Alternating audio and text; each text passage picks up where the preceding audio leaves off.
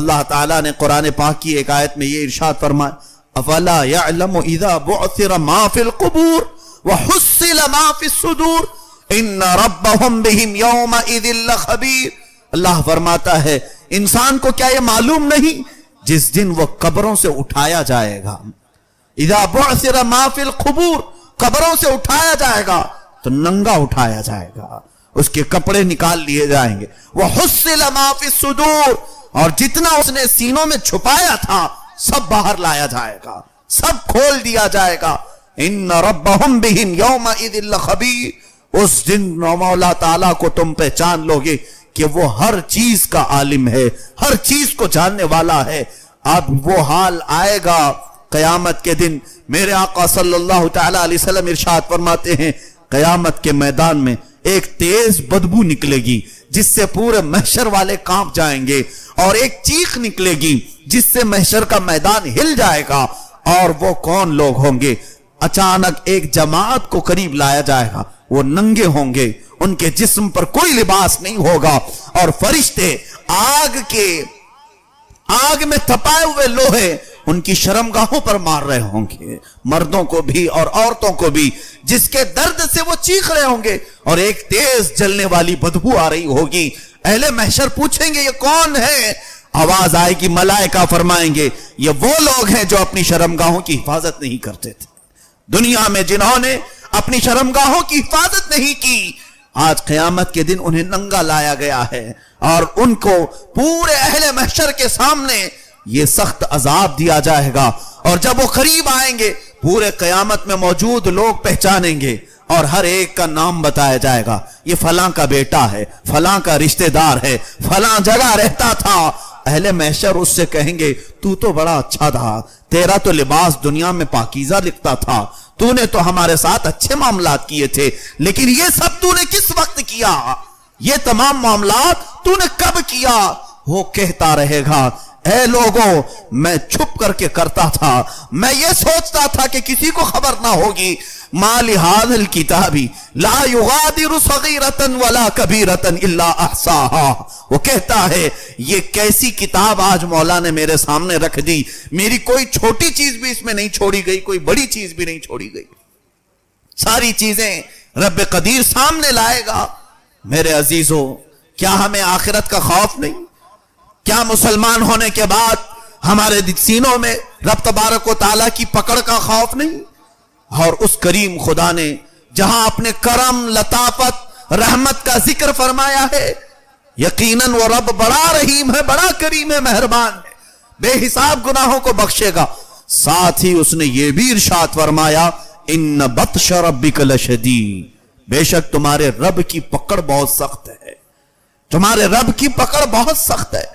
اور ایک جگہ فرماتا ہے فَأَخَذْنَاهُمْ بَغْتَةً، ہم اچانک پکڑ کرتے ہیں، فَإِذَا هُمْ مُبْلِسُونَ، تو تم دیکھتے رہ جاؤ گے، کچھ نہیں کر پاؤ گے. اچانک ہم پکڑ کرتے ہیں. اور رب تعالیٰ فرماتا ہے کہ قیامت کے دن کچھ ایسے لوگ ہوں گے. حدیث رسول میں آپ کو سناؤں، اللہ کے نبی صلی اللہ علیہ وسلم فرماتے ہیں ثلاثة لا يتكلمهم الله يوم القيامة ولا ينظر إليهم ولا يزكيهم. تین لوگ ایسے ہوں گے جن سے اللہ قیامت کے دن بات بھی نہیں کرے گا، ان کی طرف نظر بھی نہیں فرمائے گا، اور نہ ان کو کبھی پاک کرے گا. تین لوگ ایسے لائے جائیں گے. حدیث پاک میں حضور صلی اللہ علیہ وسلم سے پوچھا گیا کون ہے وہ؟ فرماتے ہیں شیخ زان، پہلا وہ شخص جو عمر ہو جانے کے باوجود زنا کرتا تھا، اپنے شرمگاہوں کی حفاظت نہیں کرتا. قیامت کے دن مولا اس کی طرف نظر رحمت بھی نہیں فرمائے گا، اس کی طرف دیکھنے کی بھی اجازت نہیں ہوگی. اور دو لوگوں کے متعلق ہے، والدین کا نافرمان اور ظالم و جابر بادشاہ، اس کا بھی ذکر ہے حدیث پاک.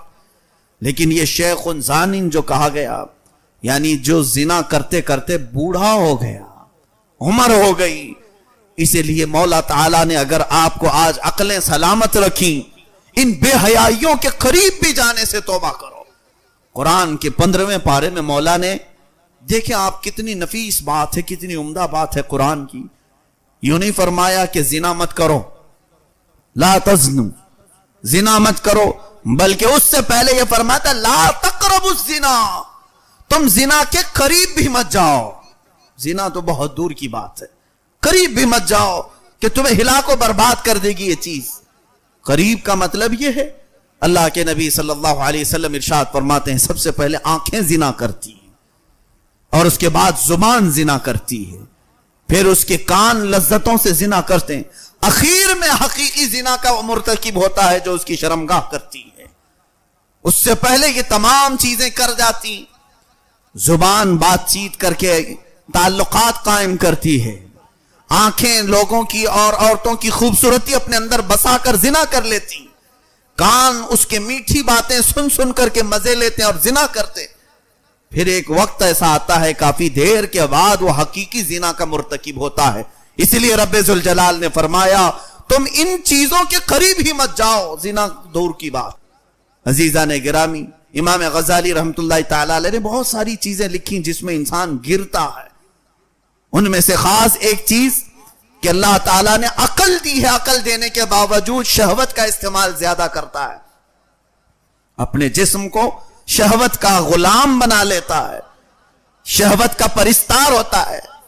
اور اسی لیے قرآن و حدیث میں کئی جگہوں پر اللہ کے نبی صلی اللہ علیہ وسلم سے بھی اور قرآن پاک میں رب ذوالجلال سے یہ آیتیں اور حدیثیں ملتی ہیں کہ اے انسانوں، تم میں سے وہ کامیاب ہے جس نے اپنے شرمگاہوں کی حفاظت کر لی۔ یہ شہوتوں کی حفاظت انسان نہیں کر پاتا۔ شہوت کسے کہتے ہیں؟ بعض لوگ اس کے الگ الگ معنی سمجھتے ہوں، ہاں یہ اور بات ہے، شہوت بری خواہشوں کو کہتے ہیں۔ انسان کے اندر یہ موجود ہے، ہر انسان کے اندر بری خواہشیں، کچھ اپنے جسم کو غلط راستے پر لے جانے والی ہر خواہش کا نام شہوت ہے۔ صرف مرد کا عورت سے اختلاط اسے شہوت نہیں کہتے، صرف اپنی شرمگاہوں کا غلط استعمال اسی کو شہوت نہیں کہتے، بلکہ شہوت زبان کی بھی ہے، شہوت آنکھ کی بھی ہے، شہوت کان کی بھی ہے، ہر چیز کی الگ شہوت ہے۔ اور ہر چیز اپنے اوپر شہوت کو جب حاوی ہونے دے دے تو انسان گر جاتا ہے، اشرف المخلوقات میں نہیں رہتا۔ زبان کا ایک حصہ جس کو ہم لذتوں اور ذائقوں کے لیے استعمال کرتے ہیں، اب ظاہر سی بات ہے، نمک چکھا آپ نے، آپ کو پتا چل گیا، شکر چکھا آپ نے، پتا چل گیا۔ زبان میں ٹیسٹ لینے والا ایک حصہ ہے، وہ کس کا دیا ہوا ہے؟ رب ذوالجلال نے تمہاری زبان میں ہی یہ حصہ رکھا ہے۔ یاد رکھو، اگر یہ زبان تمہاری جلا دی جائے تو تم کیا کھا رہے ہو تمہیں کچھ پتہ نہیں چلے گا۔ جو بھی چیز نگلو، کڑوی ہے، کھٹی ہے، میٹھی ہے، نمکین، کچھ نہیں پتہ چلے گا۔ چند ہلکے سے ذرے اس مالک نے رکھے ہیں، وہ بھی صرف اس لیے کہ تم دنیا کی ان چیزوں کو چکھ کر معلوم کر سکو کہ تمہاری طبیعت کے موافق ہے یا نہیں، مگر انسان نے اس کا غلط استعمال اتنا کیا کہ یہ زبان کی شہوت۔ سب سے پہلے میں دو چیزوں کو ذکر کرتا ہوں، دو چیزیں انسان کی زندگی میں بڑی ڈینجر ہیں، بڑی خطرناک ہیں اور بہت ہی تباہی لانے والی چیزیں ہیں۔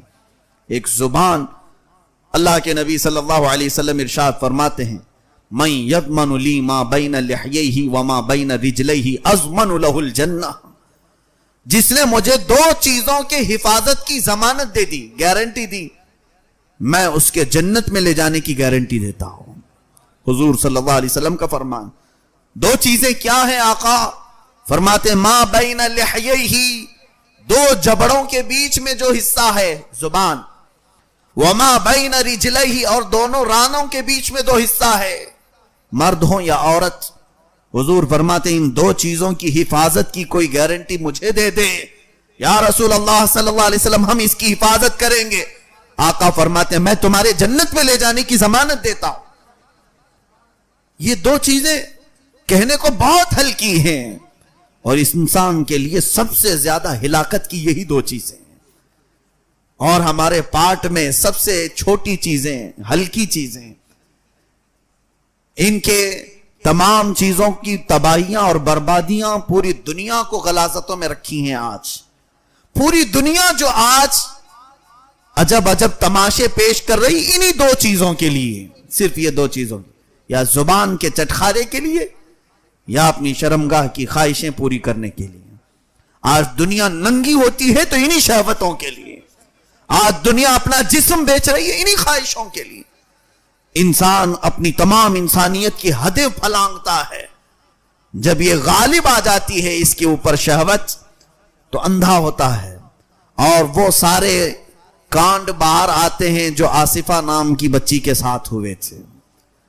جب انسان اپنے اوپر شہوت کو حاوی کر لیتا ہے تو وہ چیزیں بھی اخباروں کی سرخیاں بن جاتی ہیں کہ فلاں علاقے میں باپ نے اپنی بیٹی کی عصمت دری کی. اخباروں کی زینت بن جاتی ہیں وہ خبریں بھی کہ نوجوان بچے نے اپنی ماں پر عزت کا حملہ کیا. اور یہ کوئی نئی باتیں نہیں. اللہ کے نبی صلی اللہ علیہ وسلم نے 14 صدیوں پہلے ارشاد فرمایا تھا کہ اخیر زمانے میں تم دیکھو گے کہ زنا اس قدر عام ہو جائے گا جیسے گدھے اور کتے راستوں پر جوڑا کھاتے انسان کیا کریں گے. یہ حدیث پاک میں ہے. شہوتوں کا پرستار، اپنی طبیعتوں کا پجاری، انسان جب اپنی اشرف المخلوقات ہونے کا احساس گم کر لیتا ہے وہ ہر برائی کرنے لگ جاتا ہے. اسے یہ تک خبر نہیں ہوتی کہ یہ کام تو جانور بھی شرم کے کرتے ہیں. انسان بے حیا ہو کر نکلتا ہے، شرم ساری چیزیں بیچ ڈالتا. آج بھی جانوروں کی طرف بھی اگر دیکھو گے ان کے پرسنل معاملات پر وہ چھپ جایا کرتے ہیں. بہت ساری جگہوں پر وہ اپنے ان تمام معاملات کو سامنے نہیں لاتے. لیکن انسان، آپ یہ سوچ رہے ہوں گے یہ راستوں پر ساری چیزیں ہونے لگی. ہاں، میں یہی سوچتا تھا کہ اللہ تعالی ہمیں اس دن سے پہلے اٹھا لے کہ ہمیں اپنی آنکھوں سے ایسی تمام تباہیاں دیکھنے کو ملے ہیں. ہاں، یہ اور بات ہے کہ یورپ اور مغربی تہذیب اس کی عام سی پرستار ہو چکی.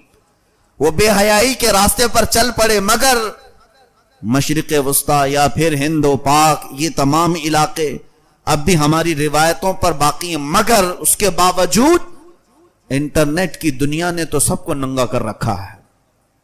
آج یہ اور بات ہے کہ سڑکوں پر یہ ساری چیزیں دیکھنے کو نہ ملیں آپ کو. ہر نوجوان بچے کے ہاتھ میں انہوں نے ساری چیزیں دکھا دی ہیں. یہ تمام شہوتیں پوری اپنے ہاتھ سے مکمل کرنے لگ گیا ہے. عزیزان گرامی وقار، اب ہمارے پاس ایسے حالات بھی آنے لگے. چند دنوں پہلے ایک مسئلہ ایسا آیا کہ ایک شخص ہے اور وہ اپنے رشتہ دار عورت کے ساتھ جو اس کی محرم ہے، اس کی پھوپھی ہے، اس سے تعلقات قائم کیا ہوا ہے. سگی پھوپھی جو باپ کی بہن ہے، ابد الآباد کے لیے وہ حرام ہے اس کے لیے، اور وہ اس کے ساتھ تعلقات قائم کیے ہوئے ہیں. چند دنوں کے بعد ایسا بھی مسئلہ آیا کہ مرد اپنی بھانجی کو اپنے نکاح میں رکھنے کی کوشش کیا ہے اور لوگوں نے احتجاج کیا تو وہ وہاں سے لے کر دوسری جگہ شفٹ ہوا اور رہنے کو تیار ہے. یہ اگر غیر مسلم کرتے ہیں تو مجھے اس سے کوئی پرواہ نہیں کہ ان کی تہذیب و تمدن اور ان کے دین میں یہ تمام باتیں شاید نہ سکھائی جاتی ہوں، مگر اسلام تو وہ سچا مذہب ہے جو تمہیں سب سے پہلے اس بات کی تعلیم دیتا ہے کہ تم اشرف المخلوقات ہو. اللہ نے تمہاری جبینوں کو صرف اپنے لیے پسند کیا ہے اور تم ایسی رذیل اور ذلیل حرکتیں نہ کرو. عزیزان گرامی وقار، آج یہ باتیں میں تمہارے سامنے اس لیے لے کر کھڑا کہ قیامت کے قریب آنے والے معاملات اور بھی زیادہ شرانگیز ہوں گے اور بھی زیادہ سخت ہوں گے. اور مخبر صادق صلی اللہ تعالی علیہ وسلم نے جو بشارتیں بہت پہلے فرمائی تھیں وہ سب دیکھنے کو آئیں گی. یہاں پر صرف ایک ہی چیز ہے جو ہماری تمام جسموں کی اور عزتوں کی حفاظت کر سکتی ہے، وہ یہ آیت کریمہ ہے. رب تعالیٰ فرماتا ہے یعلم خائنۃ الاعین وما تخفی الصدور. وہ رب ہے جو تمہاری آنکھوں کی خیانت کو دیکھ رہا ہے اور تمہارے سینوں میں چھپی ہوئی باتوں کو دیکھ رہا ہے. یہ قرآن پڑھتے ہیں ہم اور پھر باہر نکلنے کے بعد کیسے ہم امام غزالی رحمت اللہ تعالی علیہ اب فرماتے ہیں کہ انسان کی زندگی میں کچھ ایسی چیزیں آ جاتی ہیں کہ رب کی دی ہوئی ان تمام نعمتوں کو وہ اپنے ہاتھ سے ضائع کر دیتا ہے، اپنے ہاتھ سے برباد کر دیتا ہے. اور اسے مولا نے اشرف بنایا تھا اور وہ دنیا میں سب سے رذیل اور ذلیل بن کر کے جینے لگتا ہے. جب مولا تعالیٰ کی دی ہوئی نعمتیں اور اس کے انعامات کو وہ دیکھ کر بھی منہ موڑ لیتا ہے تو پھر ایسی زندگی گزارتا ہے کہ وہ پھر انسانوں میں بھی اس کا شمار کیا جانوروں میں بھی شمار نہیں ہوگا. جانوروں میں بھی شمار نہیں ہوگا. وہ کون سی چیزیں ہیں جس سے انسان گر جاتا ہے؟ اشرف المخلوقات میں اس کا نام لینا بھی بہت عیب کی بات ہے. جانور ہر دن ایسے انسانوں پر لعنت کرتے ہیں جن کو اللہ نے عقل عطا کی اور وہ رب کی عبادت نہیں کرتے. حتیٰ کہ ہمارے قریب سے گزرنے والے کتے بلیاں ہم پر لعنت کر کے جاتے ہیں. تف ہے تیرے اوپر، تجھے تو اللہ نے اشرف المخلوقات بنایا اور تو اس کے گھر بھی نہیں جاتا. تجھے اللہ نے اتنی نعمتوں سے نوازا اور تو بارگاہ رب العزت میں جھکنے کو شرم محسوس کرتا ہے. یہ اور بات ہے کہ ان جانوروں کی زبان ہم نہیں سنتے، وہ ہمیں روز بول کر جاتے ہیں. بزرگوں نے فرمایا وہ کسان جو جوتتا ہے بیلوں کو لے کر، کام تو اس کا کرتے ہیں، مگر وہ بے نمازی ہو یا اللہ کی عبادت کا اسے شغف نہ ہو تو وہ بیل بھی اس کے خلاف اللہ کی بارگاہ میں بد دعا کرتے. اے رب قدیر، یہ لعنت والے انسان سے مجھے آزاد فرما دے، ایسے انسان کی غلامی سے مجھے آزاد کر دے. حتیٰ کہ حدیث پاک میں یہ بھی ملتا ہے کہ چاول جب یا دانے اناج کھیتیوں میں اگتے ہیں، بالیوں میں بھی آتے ہیں، فصل کٹنے سے پہلے ہی وہ دانے دعا کرتے ہیں کہ رب قدیر ہمیں اس منہ کا لقمہ بنا جو تیرے سجدوں سے آشنا ہے، جو تیرے دربار میں جھکتا ہے، اس منہ کا ہمیں لقمہ بنا، اور جو تیرے دربار سے دور ہو اس کے زبان کے قریب جانے سے بھی ہماری حفاظت فرما. یہ دنیا کا اناج دعا کرتا ہے کھیتیوں سے نکلنے سے پہلے. کہیں ایسے تو نہیں کہ ہم ایسی زندگی گزار رہے ہو جن کو دنیا کی ہر مخلوق کوس رہی ہو، ناپسند کر رہی ہو، اور ہمارے قریب آنے سے وہ کتراتی ہو.